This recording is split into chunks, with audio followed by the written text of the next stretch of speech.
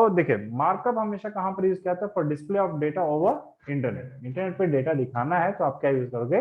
Markup. Markup के दो best example है, पहला HTML और दूसरा क्या है? CSS। कोई भी दुनिया में ऐसी वेबसाइट नहीं है जो कि बिना HTML और CSS के बनाई जा सके, क्योंकि वो डेटा कभी दिखने वाला नहीं है। क्लियर हो रहा है? डेटा दिखाना है तो क्या चाहिए हमें? मार्कअप में HTML और CSS चाहिए। लेकिन इन दोनों लैंग्वेजेस की बुराई क्या है कि कभी अर्थमेटिक और लॉजिकल काम नहीं कर सकते। यानी कि अगर आप लिखो 1+2 तो 1+2 दिखाएंगे, ना कि 3 आंसर आएगा। अगर आप 1+2 लिखेंगे तो 1+2 एज इट इज दिखेगा, बट 3 कभी आंसर आने वाला नहीं है। और अगर आप कहोगे कि 1 = 1 है नहीं, तो भी परफॉर्म होने वाला नहीं है। तो सिंपल ऐसी भाषा है जहां पर जो लिखो वो दिखेगा, जैसा लिखोगे वैसा दिखेगा, लेकिन अपनी तरफ से कोई चेंज होने वाला नहीं है। तो सर इस लैंग्वेज को समझने के लिए हम क्या यूज करते हैं? जैसे आपने अगर सी कभी पढ़ी हो तो आपने टर्बो सी नाम से एक सॉफ्टवेयर ब्लू स्क्रीन वाला यूज किया होगा, अगर आपने कभी सी अगर पढ़ी हो शायद। तो आखिरकार हमारा HTML कहाँ काम करता है? HTML दिखता कैसा? तो देखिए HTML बनाने के लिए हमें कुछ ज्यादा सॉफ्टवेयर नहीं चाहिए, बस हमें चाहिए क्या? एक नोटपैड चाहिए बेटा। क्या चाहिए हमें? एक नोटपैड। ठीक है, तो मैं न्यू पे गया बेटा और यहां से मैंने क्या किया? एक नोटपैड ओपन अप कर लिया और उसके अंदर मैंने टेक्स्ट लिखना शुरू किया। इसमें हमने कहा कि सबसे पहले हम HTML लिखना शुरू कर रहे हैं, और इसका खात्मा कैसे होता है? तो लास्ट में आप एक स्लैश डाल के इसको ऐसे लिख देते हो, तो इसके बीच में जो भी लिखोगे वो वेब ब्राउजर में दिखेगा। इसके बीच में जो भी लिखोगे वो कहाँ दिखेगा? वेब ब्राउजर में। अब यूआरएल से ऊपर दिखाना है मुझे, कुछ क्या दिखाना है? यूआरएल से ऊपर। तो उसके लिए हम यहाँ पर यूज करेंगे हेड। क्या यूज करेंगे गाइस? हेड। ठीक है, फिर हेड को भी क्लोज कर लो। अब इसके बीच में जो भी लिखोगे हेड में दिखेगा। अब क्या दिखाना है? तो मैंने कहा टाइटल दिखाओ। क्या दिखाओ? टाइटल। टाइटल मैंने कहा कि फर्स्ट पेज समथिंग दिखा दो। इसका नाम क्या रख देना? पेज का फर्स्ट पेज। नाउ यहाँ पर मैंने क्या किया? इसके एंड किया कैसे? With the help of title closing. Done? Is it clear? Now next हम आगे towards the portion of body. Body में क्या रहेगा? Content of your that is complete website. तो इसके अंदर सपोज हमने लिखा स्लैश बॉडी,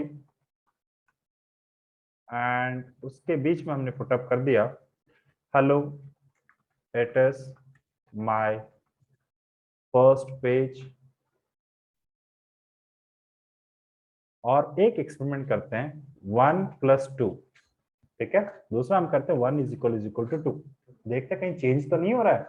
देखो सर बोल रहे हैं, इसका मतलब हर चीज सही नहीं होगा, क्योंकि कंप्यूटर्स के मामले में कोई सर नहीं होता है, कंप्यूटर ही सर होता है कि नहीं? यू हैव टू नो कि कंप्यूटर कैसे रिएक्ट करता है। जब तक को पता नहीं तब तक हम कैसे कंट्रोल कर पाएंगे अपने कंप्यूटर्स को? तो हमने इसे सेव एज कर दिया। सपोज का नाम रख लिया a.html। क्या नाम रख लिया बेटा? a.html। इसे ऑल फाइल कर दिया एंड सेव किया। सेव करने के बाद देखो यहाँ पर एक नया क्रोम का पेज दिख रहा है नीचे, और उसका नाम क्या रखा हुआ है? ए। इसे डबल क्लिक करो। यहाँ पर देखिए क्या लिखा हुआ है बेटा? First page title. बाकी hello it's my first page 1+2 as it is दिख रहा है।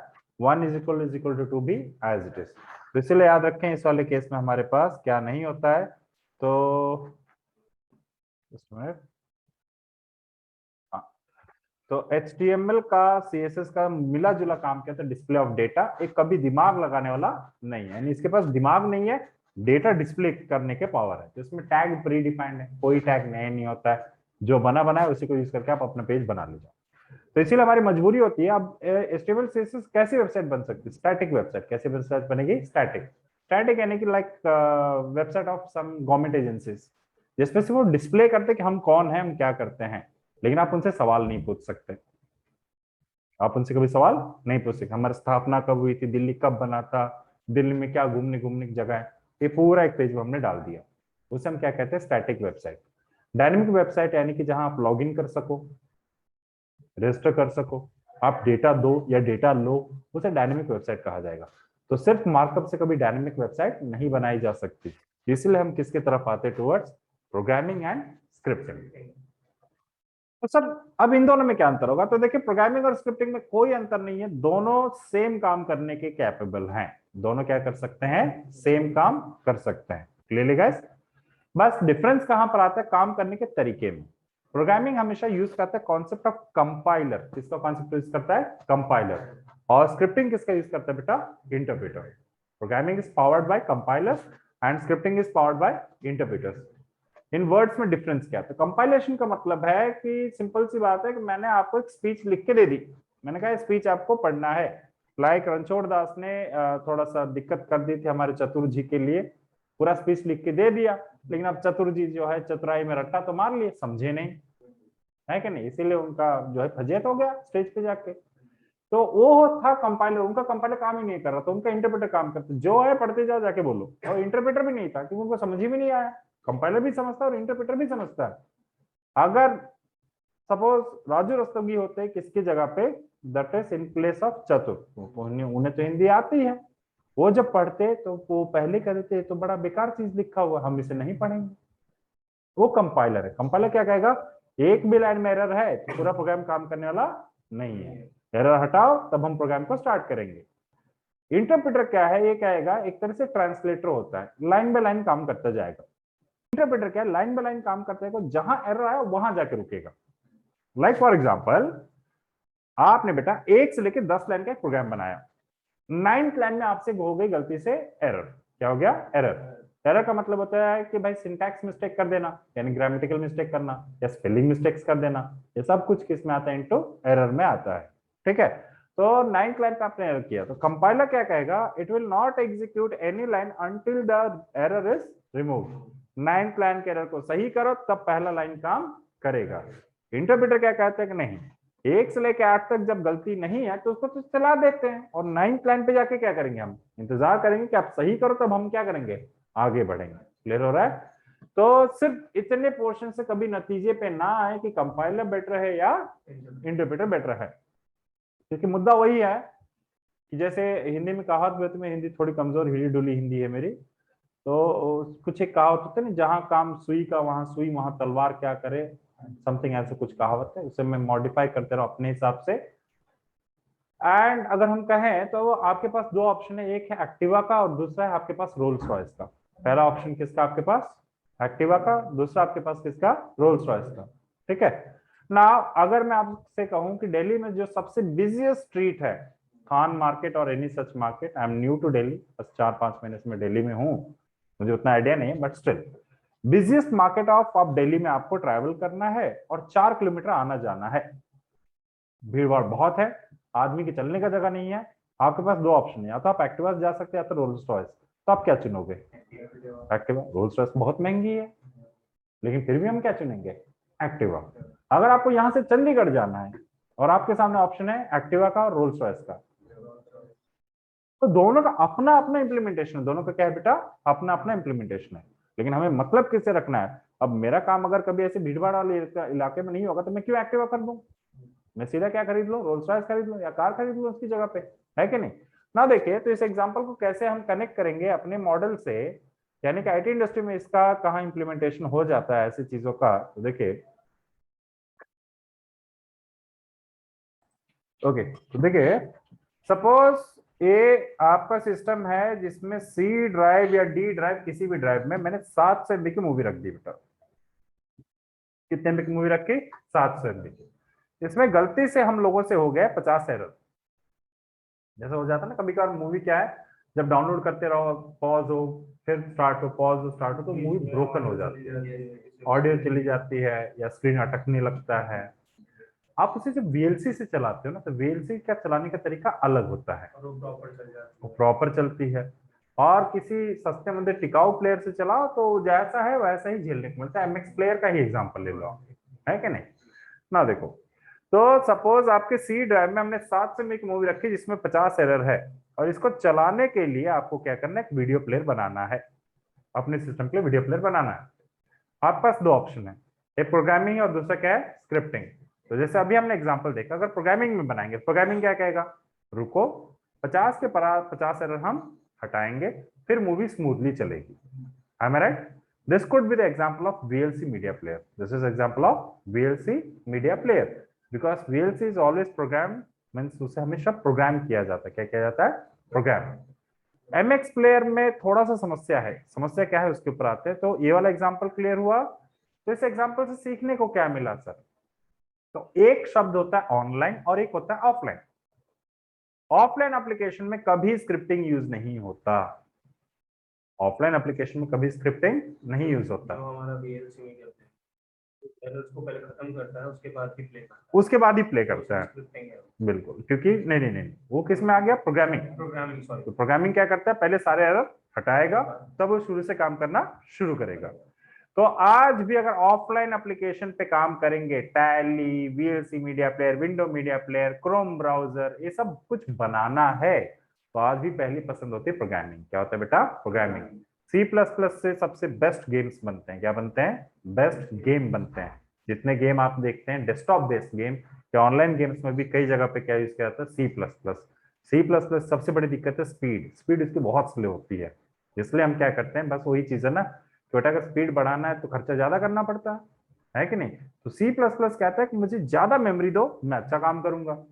अब पबजी का एग्जांपल ले लो, ग्राफिक्स कितना अच्छा है, कितना लेता है, 6 GB रैम मांगता है। सीधा कहता है 6 GB रैम लाओ तब मैं चलूंगा, वरना चलने वाला नहीं हूं।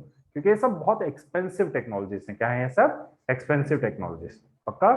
तो बट इसलिए वो तो हमें करना पड़ेगा, इसलिए हमने मोबाइल को भी अपग्रेड करना चालू कर दिया। हमारी इंडस्ट्री अब मोबाइल मोबाइल में वो जमाना गया जब 512 MB रैम होता था तो लोग बड़े मानते थे।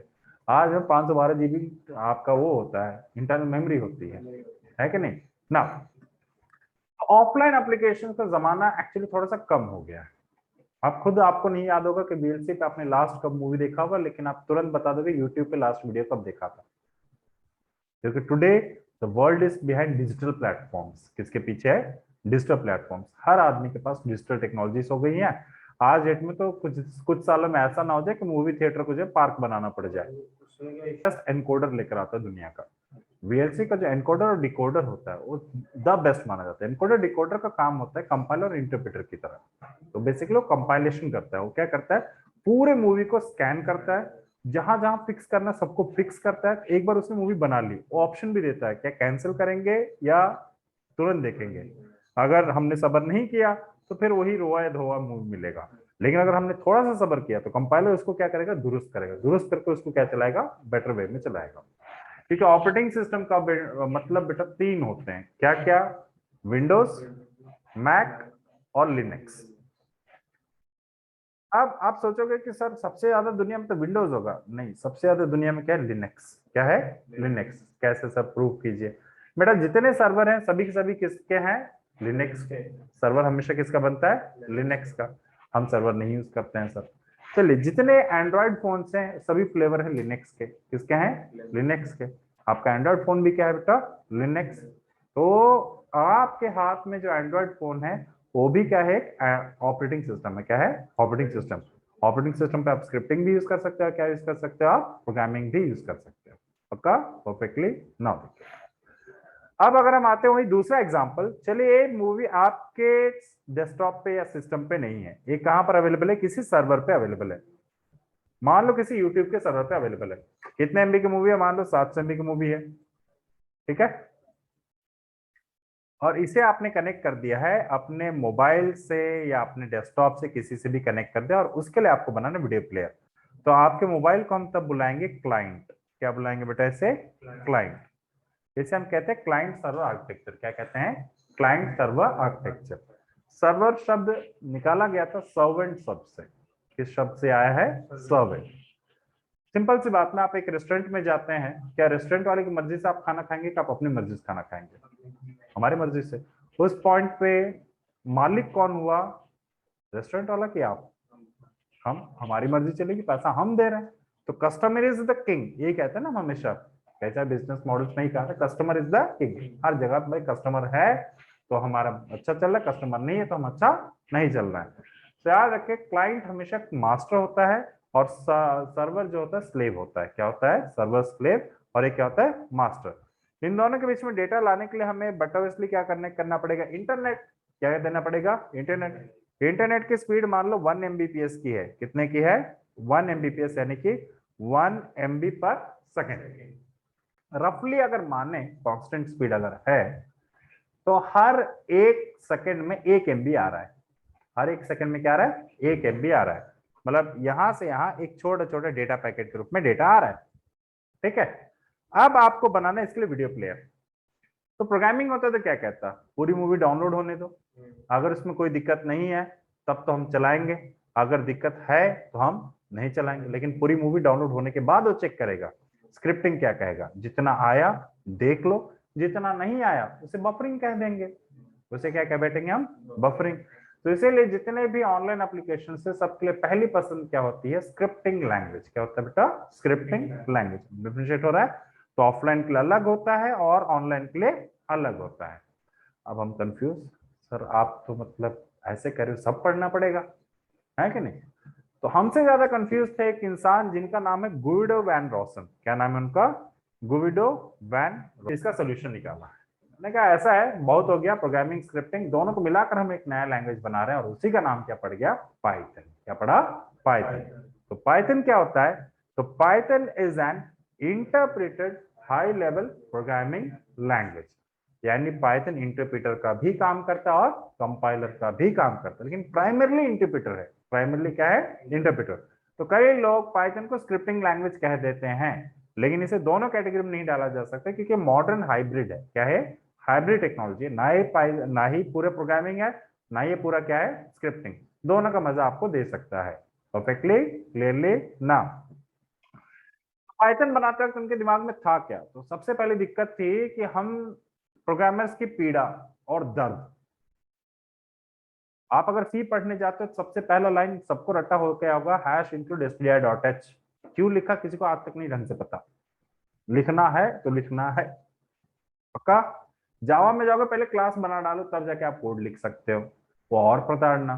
सी प्लस प्लस में जाओगे तो पता चला फ्रेंड क्लास, ए क्लास, ओ क्लास, आदमी और कंफ्यूज। तो इन्होंने सबसे पहली चीज इन्होंने डिफिकल्टी देखी वो था सिंटैक्स। क्या देखा उन्होंने, सिंटैक्स।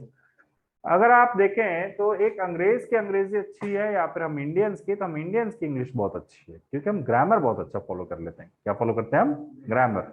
उनको ग्रामर का फिक्र नहीं है, जो भावना में निकला बोलते जाओ। जैसे हमारी हिंदी होती है, हिंदी में हर जगह ग्रामर होगा इसकी कोई गारंटी तो है नहीं। जैसे मैं लखनऊ से बिलोंग करता हूँ, हमारे यहाँ हर चीज को हम कहते हैं। अब कई बार लोग पूछ देते हैं भाई अकेले हो, साथ में कोई है क्या कि हम है कि नहीं। तो ग्रामेटिकली रॉन्ग है, लेकिन अब भावनाओं में निकल रहा हम हैं। तो सिमिलरली इन्होंने क्या सोचा कि पाइथन एक ऐसा लैंग्वेज बनाए जिसमें सिंटैक्स ना हो। क्या ना हो, सिंटैक्स ना हो। तो सबसे लीस्ट सिंटैक्स किसमें होता है, पाइथन, जिस वजह से आसान बन जाती है। क्या बन जाता है, आसान। परफेक्टली ना। तो लैंग्वेज का जन्म कैसे हुआ, तो इसके परदादा या फिर जो पहला टेक्नोलॉजी था उससे हम कहते हैं सेट एल। क्या कहते हैं, सेट एल, जो 1969 में स्टार्ट हुआ और 1980 में खत्म हो गया। क्योंकि इस टेक्नोलॉजी में कोई चीज बेटर नहीं थी, यानी कि ना मेमोरी ढंग का था ना कुछ ढंग का था, तो ये लैंग्वेज किसी ने यूज नहीं किया, तो लास्ट में इसको ताला बंद करके कहा कि तुम खत्म। फिर उसी का एडवांस वर्जन निकाला गया जिसका नाम क्या रखा गया, एबीसी। क्या रखा गया, एबीसी। एबीसी 1990 में आ गया, 1980 में आ गया। उसके बाद इस टेक्नोलॉजी को दिया जाता है गुइडो वैन रॉसम को। सेटल उन्होंने नहीं बनाया, एबीसी भी उन्होंने नहीं बनाया। वो एबीसी यूज करने वाले आदमी थे, उन्होंने एबीसी यूज करना शुरू किया। उसमें देखा बहुत सारी कमियां हैं। उस जमाने में सबसे बड़ा कॉम्पिटिटर था सी लैंग्वेज। क्या था, सी लैंग्वेज। दूसरा सी प्लस प्लस। एक लैंग्वेज आता फोर्टन नाम से, वो था। एक लैंग्वेज है लिस्प नाम से, LISP, वो भी था। तो इन सारे लैंग्वेज में उन्होंने देखा कि कहीं कुछ अच्छा है, कहीं कुछ अच्छा है, कहीं कुछ अच्छा है। उन्होंने सबको मिक्सअप किया, एबीसी में डाला, एबीसी को हटा डाला और एबीसी को पूरा चेंज करके उन्होंने 1990 में बनाया मॉन्टी पाइथन। क्या बनाया, मॉन्टी पाइथन। मॉन्टी पाइथन बहुत आसान बना दिया, इतना आसान बना कि कोई भी उसका कोड इजीली लिख सके और कुछ भी कर सके। समस्या क्या, जब आसानी बढ़ती है सिक्योरिटी घटती है। सिंपल सी बात है, जब आसान होगा सिक्योरिटी क्या होगा, कम होगा। तो ये बड़े परेशान हुए। 1995 में आया, 1995 में आया जावा। क्या आ गया, जावा। जावा का सिक्योरिटी, जावा सिक्योर लैंग्वेज क्यों मानी जाती है, सिक्योरिटी बहुत अच्छी है उसकी। क्यों, क्योंकि वो अपने कोड को बाइनरी में कन्वर्ट कर देता है। किसमें कन्वर्ट करता है, बाइनरी, जिसे हम कहते हैं बाइट कोड ट्रांसलेशन। क्या कहते हैं, बाइट कोड ट्रांसलेशन। बस इसको जो इसके मन में भाया वो उठा लिया, इसने उस चीज को इनहेरिट कर लिया जावा से। तो पाइथन अगर आप दूसरे एंगल से सोचे तो 69 डिफरेंट लैंग्वेज का कॉम्बिनेशन है। कितने लैंग्वेजेस में, 69। हर लैंग्वेज की अच्छाई उठा किसने डाल दी, इसने दुनिया की 5 टफेस्ट में से 4 लैंग्वेज तो ले ली। 5 दुनिया की toughest languages, C plus plus, Malbolge, Lisp, Java, and lastly आपका एक और टेक्नोलॉजी आता है पैस्कल या कोई एक और टेक्नोलॉजी, 5 में कंफ्यूज है, 4 तो प्रोमिनेंट है। चारों इनेट कर लिया। मैलबॉल्च नाम अभी तक नहीं बताया मैंने। मैलबॉल्च 1998 1998 में आया, पहला लैंग्वेज है जिसे बनाया इसलिए गया था कि इसे कोई यूज ना कर सके। और विडंबना सोचे, जिसने ये लैंग्वेज बनाई वो भी पहला प्रोग्राम नहीं लिख पाया। पहला प्रोग्राम लिखने में 2 साल लगा, वो भी मशीन ने बनाया, कंप्यूटर ने बनाया, लिस्प लैंग्वेज यूज करके। और प्रोग्राम था क्या? Hello world. Hello world print करने में 2 साल लग गया, वो भी कंप्यूटर से जाके इसका प्रोग्राम बन पाया। तो इसका यूज आज के डेट में होता है साइबर सिक्योरिटी और एनक्रिप्शन डिक्रिप्शन में। इसमें किया जाता है एनक्रिप्शन डिक्रिप्शन। डेटा को इतना अच्छा एनक्रिप्ट कर देगा, जब इंसान कर ही नहीं सकता तो मशीन के भरोसे बैठेंगे हम। और मशीन में भी लिस्प किसको आती नहीं है जल्दी, लिस्प के लिए फिर एआई लगाओ, एआई में जाओगे तो फिर पाइथन पढ़ोगे। तो घूम फिर के मामला वहीं अटक जाता है कि भाई पाइथन की ही कमी को कैसे पाइथन दूर करे। तो पाइथन कभी उसे तोड़ने नहीं देता। सिक्योरिटी और एडवांस हम कर सकते हैं। तो कई सारे लैंग्वेज ऐसे हैं, सभी को मिलाकर एक खिचड़ी बनाई गई, और उस खिचड़ी को आज डेट में आप कहते हैं पाइथन। क्या कहते हैं? पाइथन। ठीक है। पाइथन वैसे 3 है, पाइथन, पाइथन 2, पाइथन 3। लेकिन अब सिर्फ बचा कौन है, जिंदा कौन है? पाइथन 3। कौन जिंदा है? पाइथन 3। पाइथन 2 2020 में अप्रैल के महीने में जब कोविड आया तो चला गया, उसको भी कोविड हो गया, वो भी निपट लिया। तो अब सिर्फ और सिर्फ क्या पाइथन 3 है, और कोई मार्केट में अवेलेबल नहीं है। पक्का? इस साल किसने दम तोड़ा? विंडोज 7। किसने दम तोड़ दिया? विंडोज 7। अब विंडोज 7 बंद हो गया। पक्का? सही आप। तो आपका जो पाइथन है उसका लेटेस्ट वर्जन है मार्केट में पाइथन 3.10, यानी कि पाइथन 3.10। क्या है? पाइथन 3.10। लेकिन हम 10 नहीं यूज करेंगे, हम 9 या 8 यूज करेंगे, क्योंकि पाइथन हर 3 महीने में चेंज हो जाता है। हर 3 महीने में क्या होता है? अपडेट। तब तो सर बड़ा गलत टेक्नोलॉजी चूज करेंगे, हर 3 महीने में करना पड़ेगा। पाइथन लैंग्वेज नहीं चेंज होता है, इसको इसके अंदर का जो दिमाग होता है वो चेंज होता है। क्यों? हर 3 महीने में कोई ना कोई टेक्नोलॉजी तो चेंज हो जाती होगी। हमने तो 69 ऑलरेडी निकल रखा है, अब एक एडवांस हुआ तो हमें भी क्या होना पड़ेगा? एडवांस होना पड़ेगा। तो हर 3 महीने में अपडेट होता रहता है। तो जब 3.11 आएगा तो हम 3.10 पे जाएंगे। तब कहां जाएंगे? हम 3.10 पे। वरना तब तक हम 3.9 या 3.8 पे रहेंगे, उससे आगे जाने वाले नहीं है। क्योंकि पाइथन का बेस्ट फीचर होता है लाइब्रेरी सपोर्ट। क्या होता है? Library support. इसमें 4 लाख प्लस लाइब्रेरी है। कितने हैं? 4 लाख प्लस लाइब्रेरी। आप चाहे डेंटिस्ट हो, चाहे आप मैकेनिक हो, चाहे आप फिजिसिस्ट हो, या आप साइंटिस्ट में, चाहे केमिस्ट्री, बायो, नैनो टेक्नोलॉजी, किसी में जाओ, पाइथन है आपके लिए। क्योंकि पाइथन हर फील्ड को सपोर्ट करने वाला टूल है। इसीलिए आज डेट में इसका मार्केट डिमांड ज्यादा है, क्योंकि हर किसी के लिए आप टूल बना सकते हो। आप एआई लगा सकते हो इनटू मेडिकल साइंसेस, आप एआई लगा सकते हो अपने छोटे से डिब्बे वाले कार में, आप एआई लगा सकते हो ड्रोन में, आप एआई लगा सकते हो अपने घर में, आप एआई लगा सकते हो अपने वेबसाइट में, आप हर जगह क्या लगा सकते हो? एआई। क्योंकि पाइथन हर फील्ड में काम करता है परफेक्टली। सो आया कैसे मार्केट में, और इसमें आखिरकार खास क्या होता है? तो उस बनाने वाले आदमी का नाम है गुइडो वैन रॉसन। क्या नाम है? Guido van Rossum. तो हमारे पास जो इसका असली दिमाग है उसका नाम होता है पीवीएम। क्या नाम होता है? PVM, Python virtual machine. क्या होता है? Python virtual machine. PVM is a collection of compilers, debuggers and parsers. जो कोड को सही मामले में काम करवाते हैं वो सभी के सभी किसके अंदर पड़े होते हैं? पीवीएम। ठीक है। पाइथन सिर्फ एरर देखता है, एरर नहीं है, जाओ पीवीएम के पास, तुम्हें चलाने की जिम्मेदारी किसके ऊपर है? पीवीएम।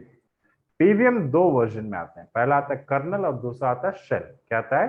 कर्नल और शेल। डेवलपमेंट के हिसाब से आप चूज करोगे, जैसे आप जैंगो यानी फुल स्टैक, आईओटी यानी hardware, next testing, simple networking, इन सभी के लिए आप शेल मोड यूज करोगे। क्या यूज करोगे आप? शेल। लेकिन एडवांस कैलकुलेशन जहां मैथमेटिक्स ज्यादा है वहां पर आप क्या यूज करोगे?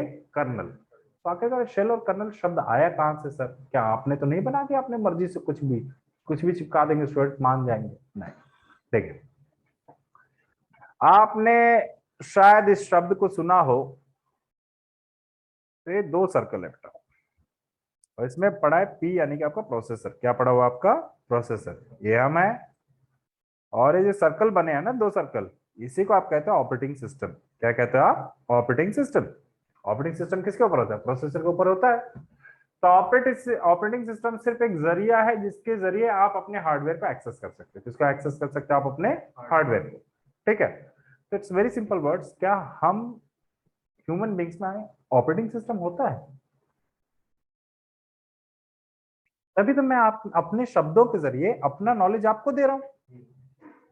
मैं आपके हार्डवेयर को एक्सेस कर रहा हूं with the help of my words. तो इसके लिए बस हमें क्या चाहिए? ऑपरेटिंग सिस्टम चाहिए, है कि नहीं? अगर मान लो मैं ऐसी कंट्री से हूं जहां की भाषा आपने सुनी ही ना हो, जैसे इस बार T20 में वर्ल्ड कप में एक टीम है ना, पपाया समथिंग, पता नहीं उसका नाम ही मुझे आज तक नहीं याद आया उसका नाम। तो ऐसे कई सारे टीम आते रहते हैं, भूले भटके आते रहते हैं। तो हमें तो यही तक नहीं पता है कि भाई, वैसे मुझे नहीं पता है, अब आपको पता है कि नहीं मुझे नहीं पता है, भूटान की राजधानी क्या मुझे आज तक नहीं पता। बगल का देश है, ज्यादा दूर नहीं है। यूएस का पता है क्योंकि भाई हर कोई यूएस के बारे में जानता है, भूटान के बारे में हम नहीं जानते, है कि नहीं? सो डू रिमेम्बर कि भाई आपका जो ऑपरेटिंग सिस्टम है उसके अंदर दो हिस्से होते हैं। कैसे? देखो, मैंने आपसे कहा हाउ आर यू। सपोज हमारी मदर टंग हिंदी है, क्या है? हिंदी है। हमारा दिमाग सबसे पहले क्या करेगा? उसको हिंदी में कन्वर्ट करेगा। It will translate that, how are you, आप कैसे हैं। अब इसे वो बॉडी को बताएगा, बॉडी समझेगा। अगर मैं किसी दिक्कत में, तो मैं सीधा कहूंगा आई एम नॉट फाइन। अगर मैं बहुत मजे में हूं तो मैं क्या कहूंगा? अरे आई एम वेरी हैप्पी। नहीं, मैं ठीक ठाक ही हूं तो मैं कहूंगा आई एम फाइन, है कि नहीं? तो वो वापस हिंदी में आएगा, वो हिंदी इंग्लिश में कन्वर्ट होगा और वापस गया। पक्का? तो इसमें दो हिस्से रहे। पहला कौन सा है? तो अब मान लो कि आप बहुत परेशान बैठे हो, या फिर सब छोड़ो, आप बहुत दिनों से ढंग से सोए नहीं, बस सोने की तैयारी की है, नींद लगी थी, कोई आया, भाई सो रहे हो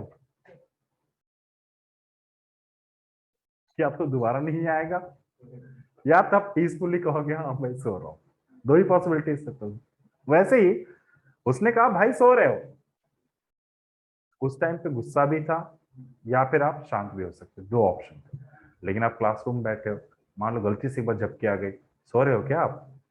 तब डर आएगा। क्या आएगा दिमाग में? डर आएगा। सेम स्टेटमेंट लेकिन बॉडी के रिएक्शन क्या है बेटा? अलग अलग है कि नहीं? तो आपके बॉडी में ट्रांसलेटर तो वही है, मतलब जो हिंदी टू इंग्लिश कर रहा है या फिर इंग्लिश टू हिंदी कर रहा है वो तो सेम है, लेकिन सिचुएशन डिपेंड कर रहा है कि हमारी बॉडी उसके लिए रिएक्ट कैसे करती है। परफेक्टली। सो पहले हिस्से को हम कहते हैं शेल। क्या कहते हैं बेटा? शेल। और उसके अंदर के हिस्से को हम क्या कहते हैं? कर्नल।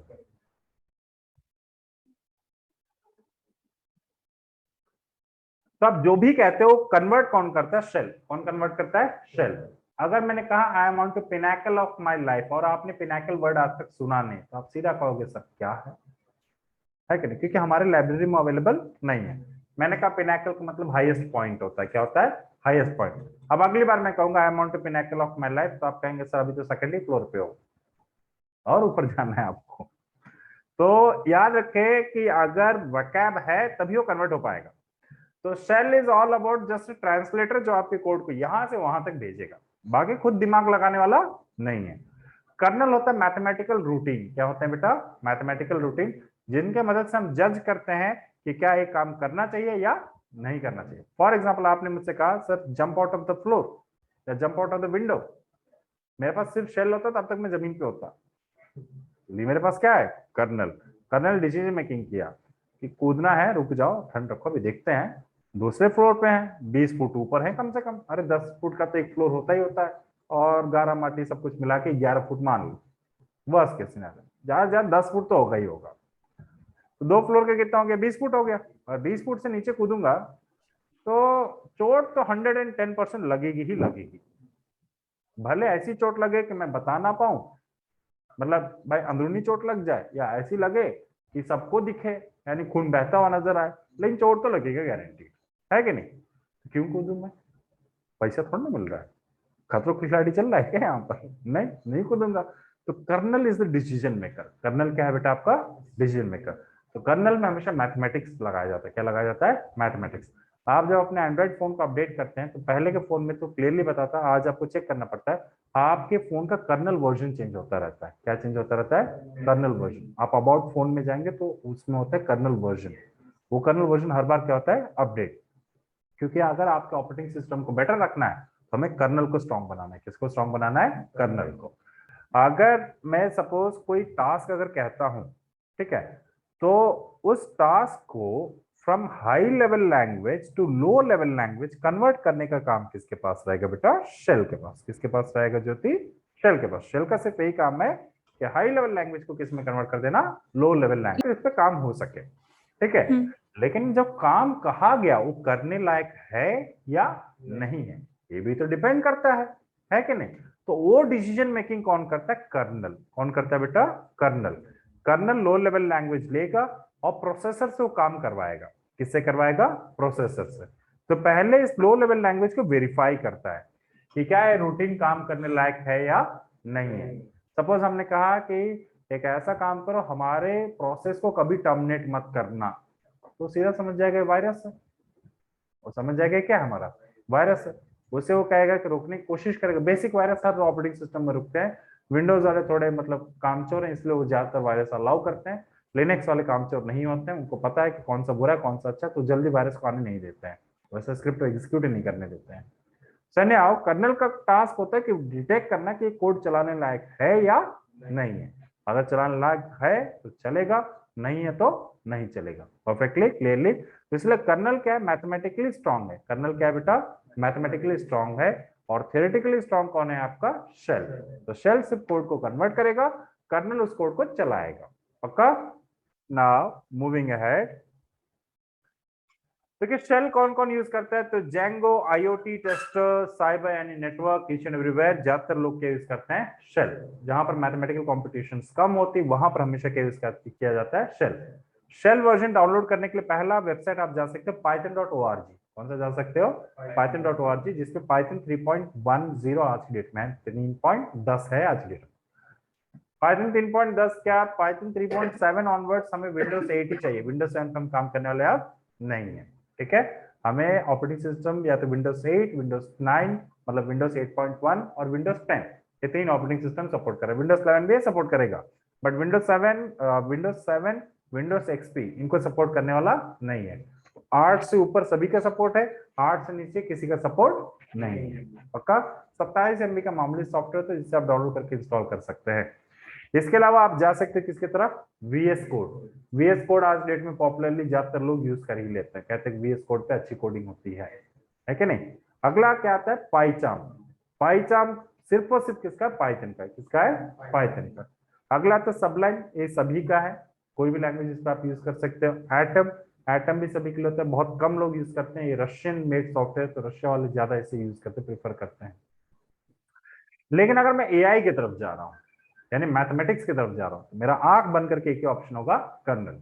AI का मतलब हमेशा याद रखें, we start with data science, data analytics, दो अलग अलग चीज होती है।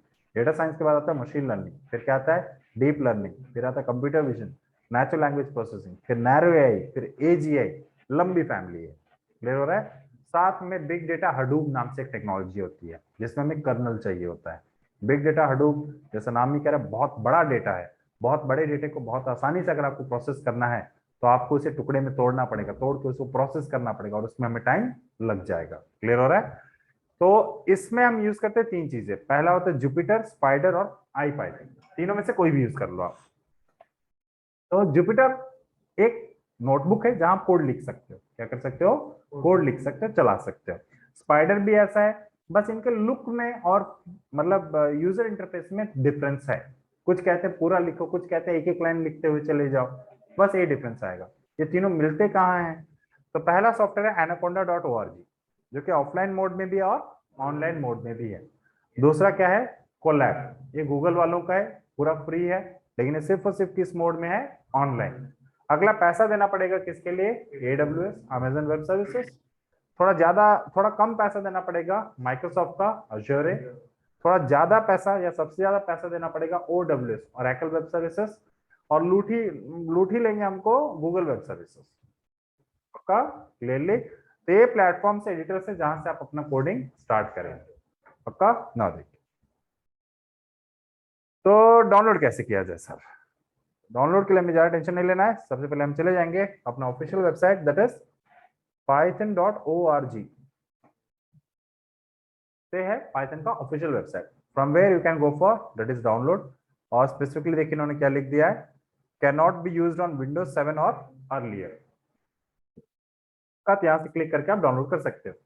अगर इत्तेफाक मान लीजिए कि आप किसी कंपनी में गए, अभी भी वो विंडोज 8 नहीं डाले, विंडोज 7 पे है, क्या करें? तो कोलैब जिंदाबाद। कोलैब फ्री है, ऑनलाइन होता है, उसको सिस्टम से कोई मतलब तो है नहीं, हम कोलैब यूज कर लेंगे उस वाले केस में। क्लियर हो रहा है? तो ये है सिंपल पाइथन। ये 27 MB का महज सॉफ्टवेयर होगा। इसको इंस्टॉल करने के बाद आपको मिलेगा क्या, ऐसा कुछ एक चीज मिल जाता है जिसे हम कहते हैं आईडीएलई। क्या कहते हैं? IDLE. IDLE stand for integrated development language environment, क्योंकि 69 लैंग्वेज का कॉम्बिनेशन तो बताते हैं हर बार। यहाँ पे देखो ऊपर क्या लिखा है बेटा, शेल लिखा हुआ है, क्योंकि शेल वर्जन होता है। क्या होता है? Shell version. तो आपने कुछ ज्यादा नहीं बताया पाइथन के बारे में, थोड़ा कम ही बताया आपने, कौन लाया, कैसे आया, इसमें पहले से पीटेड है। Python was created in early 1990s by Guido van Rossum at Stichting Mathematics Centrum, एक यूनिवर्सिटी जहां पर क्रिएट किया गया, in Netherlands as a successor of language called as ABC. यानी कि किसका सक्सेसर है? एबीसी का। नेक्स्ट, गुइडो सबसे मेन आदमी थे। फिर 1995 वर्जीनिया चला गया, जो कि यूएसए में है। फिर यूएसए में जो जाता है वो वापस नहीं आता है। तो सन 2000 में से द पाइथन सॉफ्टवेयर फाउंडेशन नाम से यूएस वालों ने एक नया ग्रुप बनाया, कहा कि पाइथन तुम्हारे हवाले, अब बस यूएस से कहीं बाहर नहीं जाना चाहिए। पक्का? सुन आओ। तो ये हो गया कौन सा वर्जन बेटा? Shell. Next, if you want to use that is kernel version, then you have to visit this website, and that is anaconda.org. It will be free of cost. Just go to download Anaconda. तो इसे सबसे ज्यादा use करने वाले कौन है? Data scientist. कितने लोग यूज कर रहे हैं इसे अभी? 25 मिलियन यूजर्स अभी यूज कर रहे हैं। इसका करंट वर्जन कौन सा है? 3.8, क्योंकि ये सारी लाइब्रेरी रखता है। पाइथन 2.7 में कोई लाइब्रेरी नहीं होता है, इसमें सारे लाइब्रेरी पहले से अवेलेबल है, जितना भी चाहिए सब कुछ इंस्टॉल करके देते हैं। और ये इससे आप क्या बना सकते हो? मशीन लर्निंग मॉडल से सब कुछ इजीली बना सकते हो। तो फिलहाल के लिए नोटबुक यूज करने में काफी आसान है। नोटबुक यूज करने में क्या बेटा? काफी आसान है। बाकी देखिए क्या क्या मिलता है आपको, स्पाइडर, जुपिटर, आई पाइथन का नाम ये नहीं लिखे हैं, लेकिन आई पाइथन भी इसके अंदर होता है, जिसे हम कहते हैं आयरन पाइथन, वो भी अवेलेबल होता है। ये बस कोड लिखने का जगह होता है। क्लियरली? तो इसे भी आप डाउनलोड करके क्या कर सकते हैं बेटा? इंस्टॉल। ठीक है? इंस्टॉल करने के बाद फिर हम इसका नया नोटबुक क्रिएट करेंगे और स्टेप बाय स्टेप इसमें प्रोग्रामिंग करना स्टार्ट करते हैं। तो यहाँ तक कुछ क्लियर है आज का सेशन।